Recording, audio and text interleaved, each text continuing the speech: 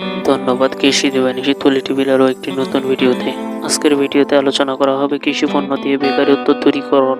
যারা অল্প টাকা বিনিয়োগ করে লাভবান হতে যাচ্ছেন এবং একটি ব্যবসা শুরু করবেন বলে ভাবছেন, তারাই দেখবেন এই ভিডিওটি।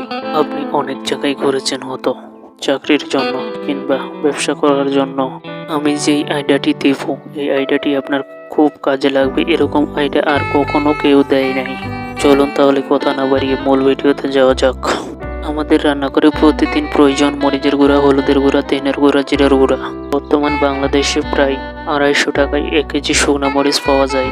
আপনারা যদি 1 কেজি শুকনা মরিচ গুঁড়া করেন তাহলে মরিচের গুঁড়া 1 কেজি হবে, কম হবে না। আর 1 কেজি মরিচ গুঁড়া করতে খরচ পড়বে আপনার 10 টাকা। 1 কেজি মরিচের গুঁড়াতে মোট আপনার খরচ হচ্ছে 260 থেকে 65 টাকা। আপনারা যদি মরিচের গুঁড়া বাজারের কাঁচা ব্যবসায়ীদের কাছে সেল করেন তাহলে ওরা 300 থেকে 320 টাকা পর্যন্ত প্রতি কেজি গুঁড়া ক্রয় করবে।